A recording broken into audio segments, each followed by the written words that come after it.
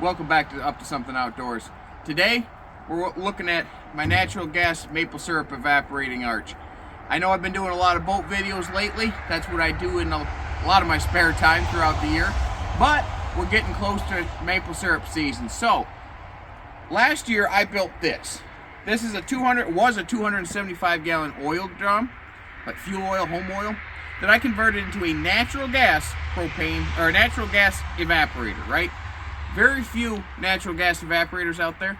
I find them to be very, very useful, convenient, and inexpensive. Let me show you how I made it. Let's look on the inside. So I had these welded in, make it ultra flat, so when I put my pan on, it's going to be completely even. These are 32 jet burners that I got on Amazon.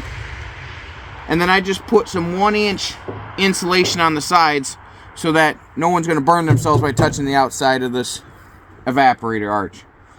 Fairly simple. Worked okay. However, I don't think I was getting enough airflow for these. Now, what I did was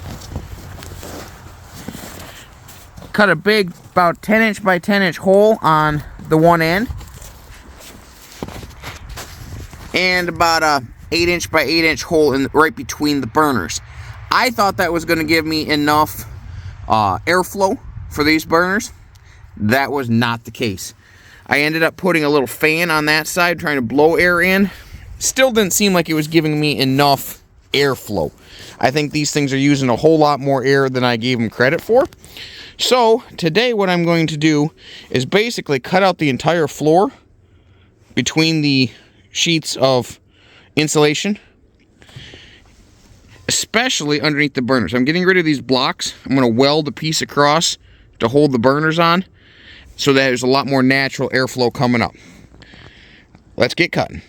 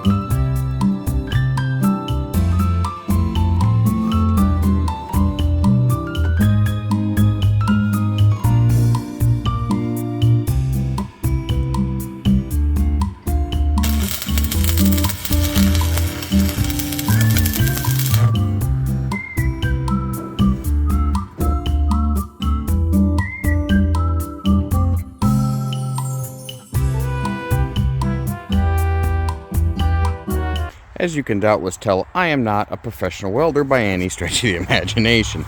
But here's what I got. I put 8-inch verticals supporting a 1.25-inch angle iron bracket. That's just to hold those burners up off the ground because I cut out the entire bottom. About 40 inches long and 10 inches wide. I'm going to see how this does this year. This evaporator arch has done wonders for me compared to what I had before. I'm really looking forward to what I can do this year. Last year I got up to doing about 14-15 gallons an hour on the pan. I think I can do better than 20. I'm hoping this really helps with that. I'll have a bunch of syrup videos coming out here in the spring. But for now, I wanted to get this out to show you guys what can be done with an evaporator or an oil drum evaporator. Tons of videos out there on how to make these into wood arches. Very, very few on natural gas. Just something to think of. For me, it's a very convenient and inexpensive fuel source. Made 115 gallons of syrup 2 years ago with under $400 worth of natural gas.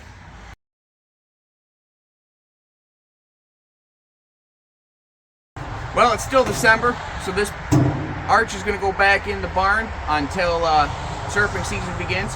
Hopefully here in another month or 6 weeks. But you never know with Mother Nature. So between then and now, I'll probably have another couple boat videos coming out.